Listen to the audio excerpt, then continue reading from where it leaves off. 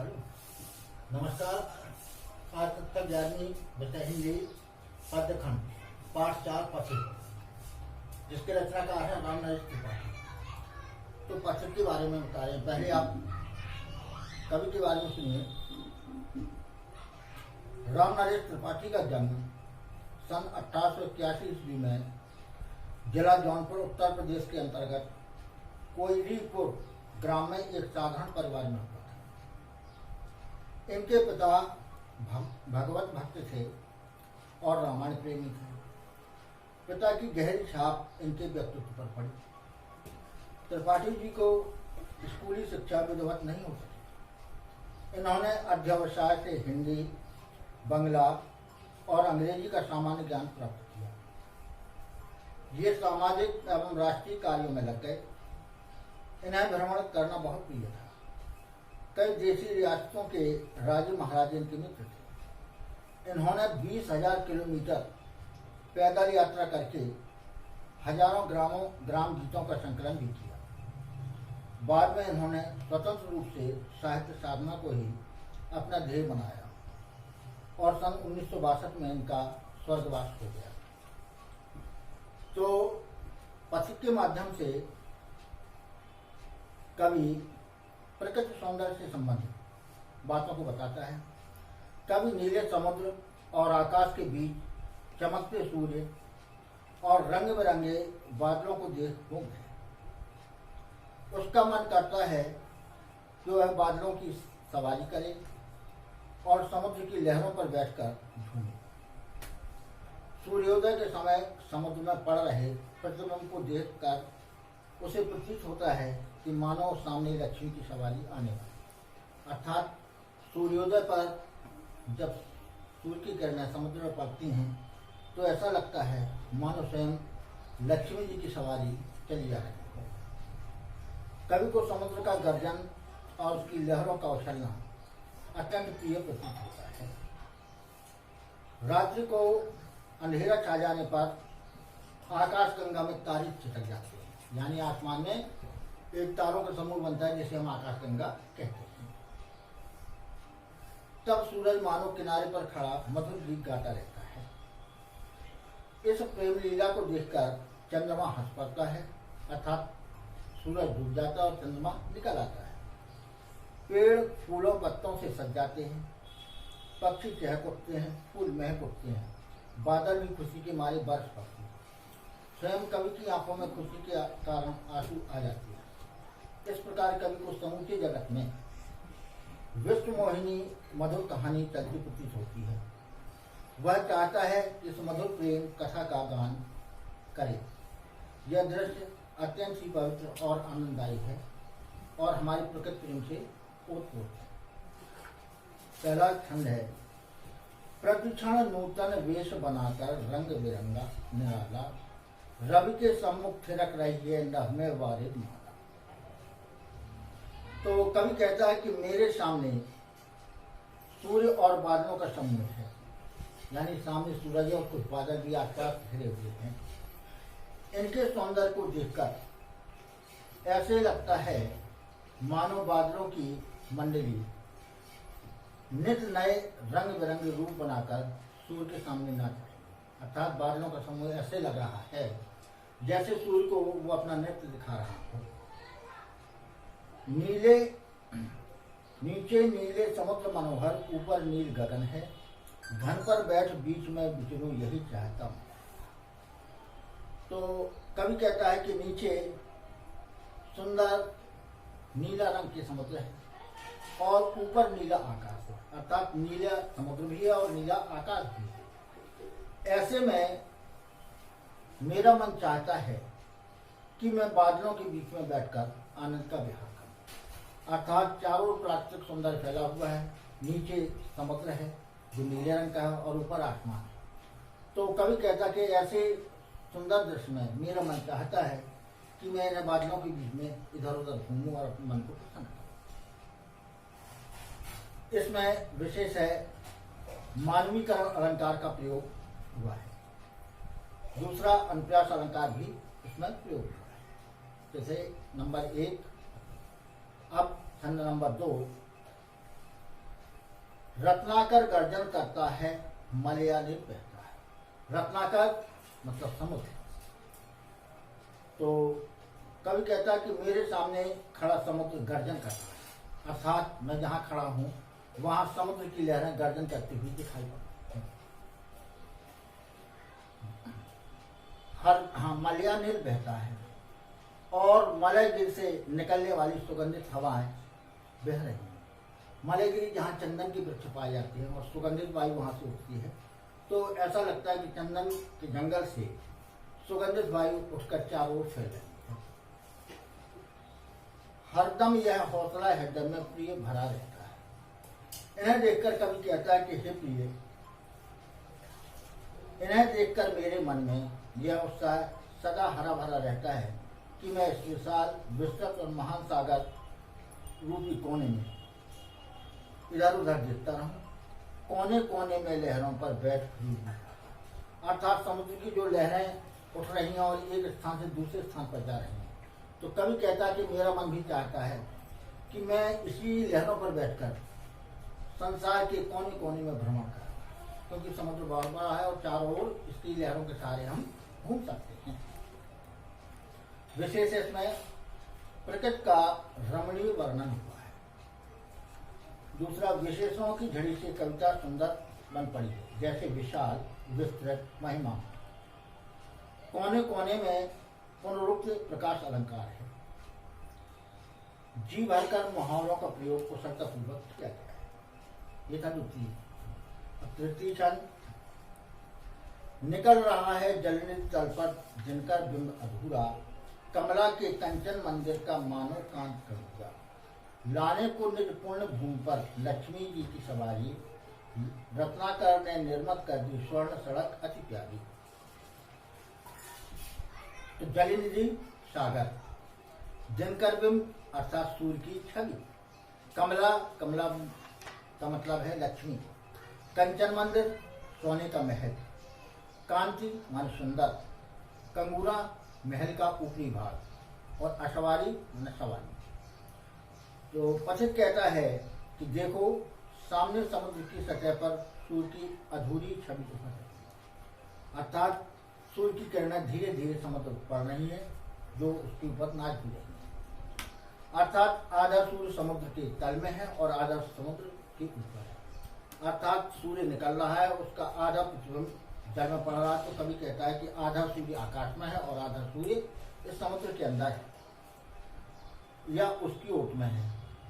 उसके सौंदर्य को देखकर ऐसा प्रतीत होता है मानो यह लक्ष्मी के स्वर्ण मंदिर का चमकता हुआ कंगूरा हो। और सुंदरता को देखकर कवि कहता है कि ऐसा लगता है कि यह लक्ष्मी जी के सुंदर महल का कंगूरा हो। कंगूरा मान ऊंचा महल, क्योंकि लक्ष्मी जी स्वर्ण, ठीक है, और सूर्य की किरण के रंग भी कैसा होता है, स्वर्ण। इसीलिए कवि को ये लक्ष्मी जी के महल का कंगूरा दिखाई देता है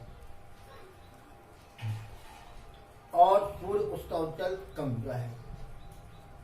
ऐसा लगता है मानो लक्ष्मी जी की सवारी हो। समुद्र इस समय ऐसा दिखाई दे रहा है जैसे लक्ष्मी जी की सवारी बनकर ये सुनहरा महल चारों ओर फैला रहा है। तो इस लक्ष्मी की सवारी को इस पूर्ण धरती पर उतारने के लिए स्वयं समुद्र देव ने बहुत सुंदर स्वर्णिम मार्ग बना दिया है। अर्थात सूर्य की किरणें जब समुद्र में पड़ती हैं तो सुनहरा प्रकाश चारों ओर फैल जाता है। तो उसको देखकर कवि कहता है कि ऐसा लगता है कि समुद्र देव ने लक्ष्मी जी की सवारी को उतारने के लिए यह स्वर्णिम मार्ग बना दिया है। ये था आपका पद्य नंबर 3। इसमें विशेष है, समुद्र में सूर्य की उज्ज्वल रश्मि रेखा को देखकर उसे लक्ष्मी जी की सवारी के लिए बनाई गई स्वर्णिम सड़क कहना बहुत ही मनोहर कल्पना है। उत्प्रेक्षालंकार का सुंदर प्रयोग हुआ है। अनुप्रास का सौंदर्य, कमला के कंचन, इसमें अनुप्रास अलंकार है क्योंकि जहाँ वर्णों की आवृत्ति क्रमानुसार होती है वहाँ ये अनुप्रास अलंकार होता है। तो छंद पूर्ति के लिए सवारी को अश्वारी कहा गया है, अर्थात रत्नाकर का मानवीकरण किया गया है। मानवीकरण अलंकार इसमें दिखाई देता है। अब पद्य नंबर 4। निर्भय दृढ़ गंभीर भाव से गरज रहा सागर, लहरों पर लहरों का आना सुंदर अति सुंदर है। कवि कहता है कि देखो, सामने समुद्र निडर होकर दृढ़ता पूर्वक बड़े गंभीर भाव से गरज रहा है, अर्थात समुद्र की लहरें चट्टान से टकराकर गर्जना कर रही हैं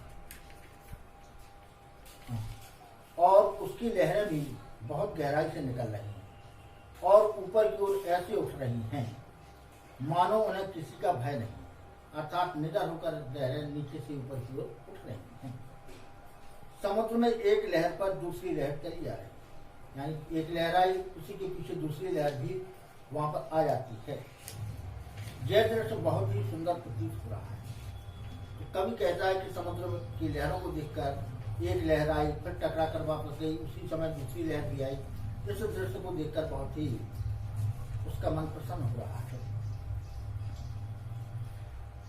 तो कवि पथिक के माध्यम से अपनी प्रिया को संबोधित करता हुआ कहता है कि हे प्रेममयी मंगलमयी प्रिया, तुम इस सौंदर्य को अपने हृदय से अनुभव करो, अर्थात इस प्रकट सौंदर्य को अपने हृदय में बैठा लो। वो अपनी प्रिया से कहता है, बताओ इस संसार में इस सौंदर्य से बढ़कर भी कोई सुख है, अर्थात जो सौंदर्य हम देख रहे हैं प्राकृतिक, उससे बढ़कर कोई सुख नहीं है। अर्थात प्राकृतिक दृश्य को देखकर हमारा मन प्रसन्न हो जाता है और इसी कारण कवि ने इसका वर्णन किया है। इस प्राकृतिक सौंदर्य का कोई मुकाबला नहीं है, अर्थात प्राकृतिक प्रकृति से ही जो हमें वस्तु प्राप्त होती है, उसकी सुंदरता प्राप्त होती है, उसका कोई वर्णन नहीं किया जा सकता है। उसका विशेष है संबोधन शैली के कारण यह काव्य सजीव बन पड़ा है। नंबर दूसरा, समुद्र में उमड़ती लहरों का चित्रण अत्यंत सुंदर, सजीव और मनोहारी बन पड़ा है। नंबर तीसरा, प्रश्न अलंकार का प्रयोग हुआ है। चौथा, सुंदर अति सुंदर की आकृति मनमोहक है। अब पाठ्यक्रम नंबर 4, जब गंभीरतम अर्ध निशा में जब को ढक लेता है। कवि कहता है जब आधी रात को, अर्धरात्रि आधी रात को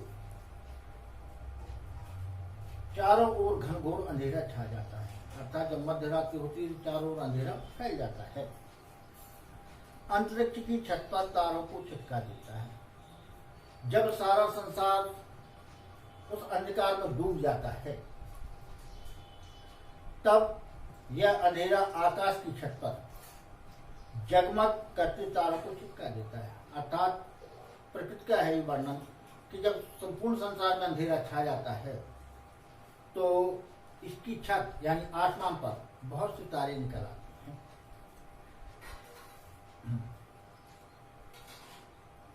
तो स्मित वदन जगत का स्वामी मृदु गति से आता है। जब संपूर्ण संसार को प्रकाशित करने वाला प्रकृति का स्वामी सूर्य इस संसार में मुस्कुराते हुए धीरे धीरे आता है, अर्थात जब प्रातः काल होती है और इस आकाश गंगा के किनारे खड़ा हो जाता है, अर्थात आकाश गंगा इसके प्रकाश में तब जाती है।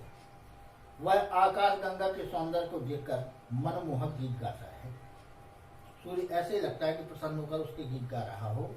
आशा यह है कि रात्रि में सूर्य छिप छिप कर आकाश गंगा के सौंदर्य का पान करता है, अर्थात जो आकाश गंगा की सुंदरता है, क्योंकि सूर्य छिप जाता है और रात के समय ही आकाश गंगा निकलती है, तो ऐसा लगता है कि सूर्य छिपकर उस आकाश गंगा के सौंदर्य को निहार रहा है। इसमें विशेष कवि का कल्पनाशील मन प्रकृति प्रेम लीला को देखकर आनंदित है।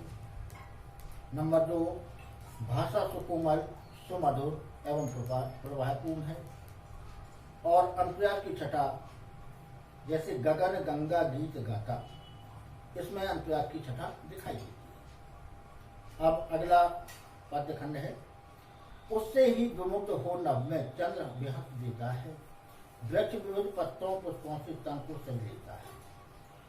तो कवि कहता है कि आकाश में उस सुंदरता को देखकर चंद्रमा भी हंसने लगता है, अर्थात अपनी संपूर्ण प्रकाश से पृथ्वी को प्रकाशित कर देता है। अर्थात प्रसन्न होकर वो सभी को आलोकित करता है। वृक्ष विविध पत्तों पुष्पों से तंतु से, और तब वृक्षों में नए नए पत्ते आते हैं, उनमें फूल लगते हैं, तो ऐसा लगता है कि जैसे वृक्ष ने सुंदर वस्त्र धारण कर लिए, क्योंकि फूल भी कई प्रकार के होते हैं, लाल, हरे, नीले, पीले। इन सबसे ऐसा लगता है कि अनेकों वस्त्र पहनकर वृक्ष वहां सुंदर खड़ा हुआ है। पक्षी हर्ष समान सकते मुक्त चेहरे, और उस सुंदरता को देखकर पक्षी भी मोहित होकर चारों ओर चहचहाते करते हुए अपनी प्रसन्नता को व्यक्त करते हैं। फूल सांस लेकर सुख की सानंद में, और उस सुंदरता को देखकर फूल की कलियां चटकने लगती हैं और वे पूर्णतः खिल जाते हैं। तो उस सुंदर महक को देखकर सुख की आनंद महक होती है, अर्थात फूलों की सुगंध चारों ओर फैल जाती है, अर्थात प्राकृतिक सौंदर्य चारों ओर बिखर जाता है।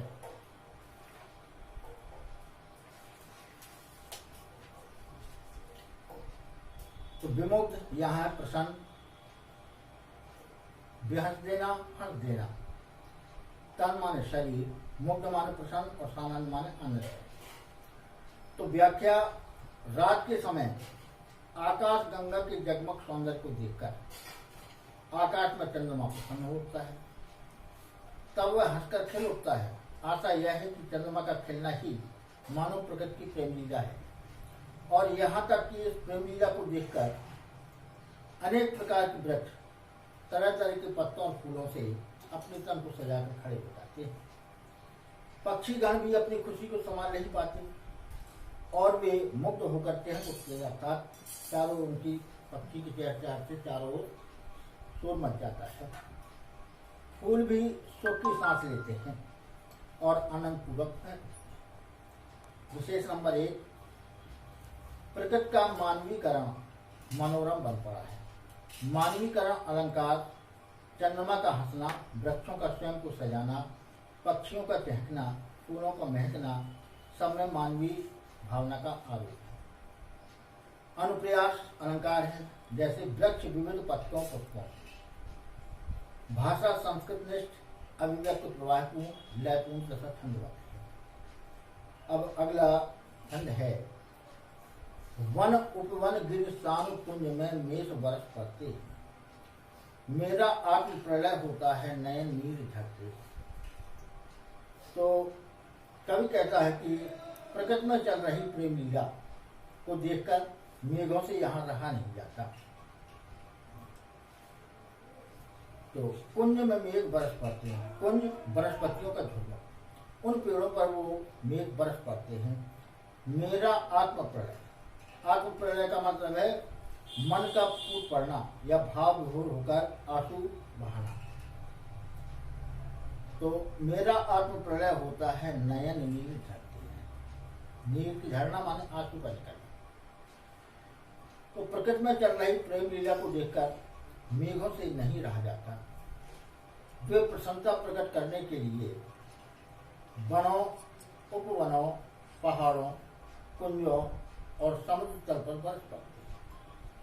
तो पढ़ो लहर तट तृण तरु गिर नभ किरण जलद पर प्यारी, लिखी हुई यह मधुर कहानी विश्व विमोहन हारी। कवि कहता है कि प्रसन्नता को प्रकट करने के लिए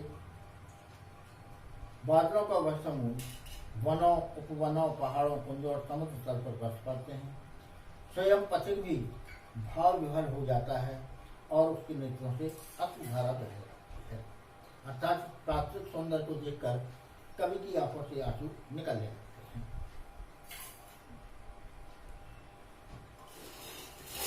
तो पथिक कहता है कि हे प्रिय, प्रकृति में चारों ओर एक मधुर प्रेम कहानी चल रही है। इसे समुद्र की लहरों में, समुद्र के तट पर, हरे भरे तिनकों में, पहाड़ों पर सचकर, खड़े वृक्षों में, वर्षा से भीगते पहाड़ों में, तारों से ढके आकाश में, सूर्य की उज्जवल किरणों में, बरसते हुए बादलों में पढ़ो, देखो और अनुभव करो। यह कहानी संसार को मोहित की होती है। इसमें विशेष है कवि प्रकृति प्रेमी है, उसे प्रकृति में सजीव प्रेम व्यापार चलता हुआ प्रतीत होता है। दूसरा, भाषा प्रवाहमयी है, लघु लघु शब्दों को तीव्र गति दर्शनीय है। तीसरा है आत्म प्रलय भाव विभोर होकर कूद पड़ने का सुंदर प्रतीक है। चौथा है आत्मों के लिए नए नीर प्रयोग सुंदर है। अब है अंतिम क्षण। कैसी मधुर मनोहर उज्ज्वल है यह प्रेम कहानी। मनोहर माने सुंदर, उज्ज्वल उजली सी, जी मान दिल या हृदय में, वाणी माने वाणी।